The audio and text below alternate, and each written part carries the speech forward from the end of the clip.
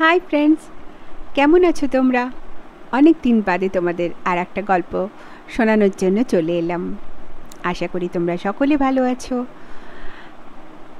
আজকে যে গল্পটা তোমাদের শোনাবো সেটা একটা শিক্ষণীয় ছোট্ট গল্প। গল্প শোনানোর আগে আমি তোমাদের কাছে সবার কাছে রিকোয়েস্ট করছি, গল্পটা ভালো লাগলে একটা করে লাইক করে দিও, পারলে শেয়ার করে দিও অন্য বন্ধু বান্ধবদের কাছে। আর যারা নতুন আমার চ্যানেলে নতুন গল্প শুনতে এসেছো তাদেরকেও রিকোয়েস্ট করছি একটা করে সাবস্ক্রাইব করে দিও। আর কথা না বাড়িয়ে আজকের গল্প শুরু করি কেমন? আজকে যে গল্পটা শোনাবো তার নাম চেতক। অনেক বছর আগে এক দেশে এক রাজা ছিল। তার নাম ছিল মানসিংহ। সেই মানসিংহের একটি ঘোড়া ছিল, তার নাম ছিল চেতক। সেই চেতককে রাজা ভীষণই ভালোবাসতেন, আর চেতকও ছিল খুবই প্রভুভক্ত। সব জায়গায় চেতককে নিয়ে যেতেন রাজা। সে যুদ্ধক্ষেত্রই হোক, শিকারেই হোক, বা এমনি বিনোদনের জন্য কোথাও নিয়ে যাওয়া হোক, সব জায়গায়। রাজার খুব শিকারের শখ ছিল, প্রায় তিনি শিকার করতে যেতেন।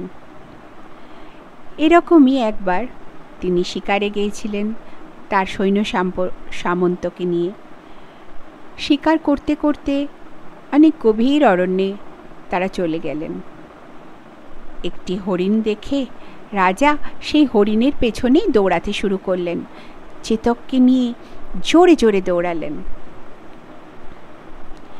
সেই হরিণের পেছনে ধাওয়া করতে করতে কখন যে তারা গভীর অরণ্যে পৌঁছে গেলেন তাদের সেটা হুঁশই ছিল না।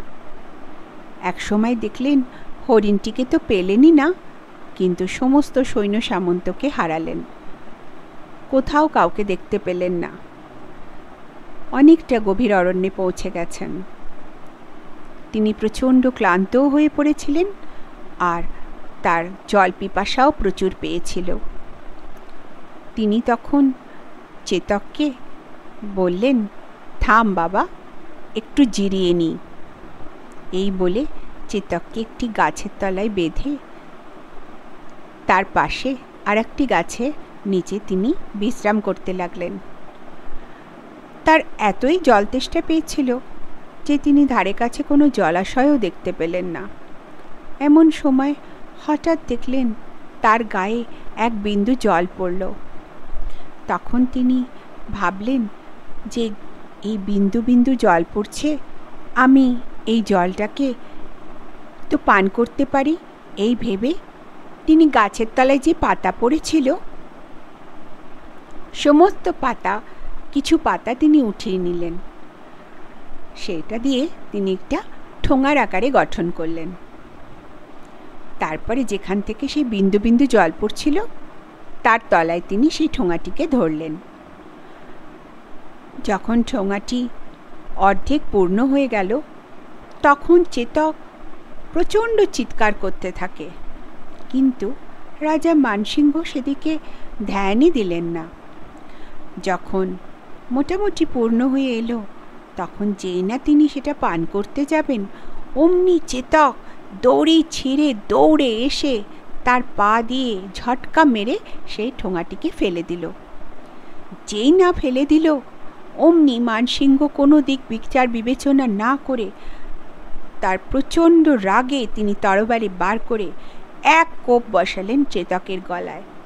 বললেন যে তোর এত বড় আস্পর্ধা, আমার এত তেষ্টা পেয়েছে জলের, আর তুই কিনা আমাকে সেই জল পান করতে দিলি না। এই বলে এক কোপ মারলেন। চেতক সাথে সাথে লুটিয়ে পড়ল, যন্ত্রণায় রক্তাক্ত হয়ে ছটফট করতে লাগলো। তার শরীরটা নিচে পড়ে নিস্তেজ হয়ে গেল।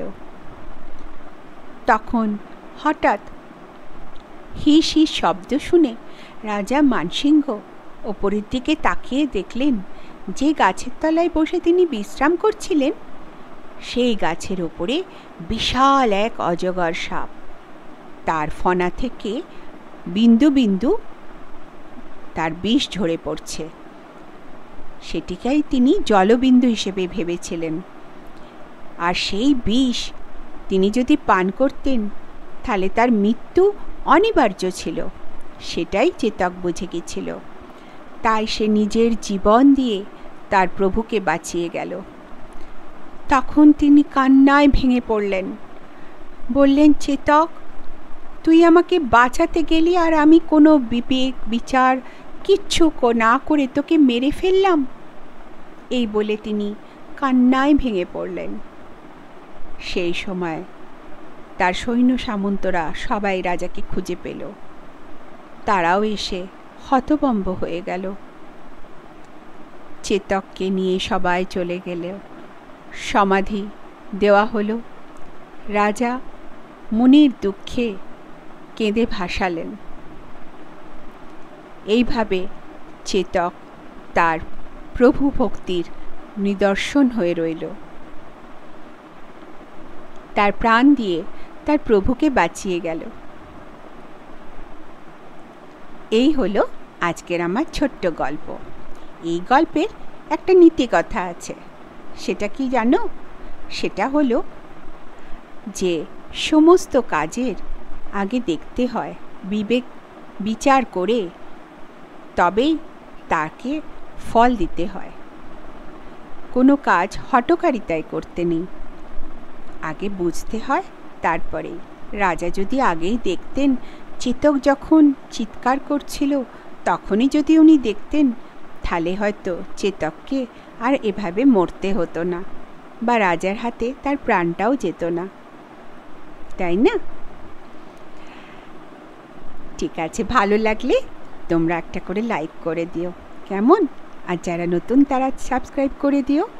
আবার পরে তোমাদের কাছে আর একটা নতুন গল্প নিয়ে আসবো।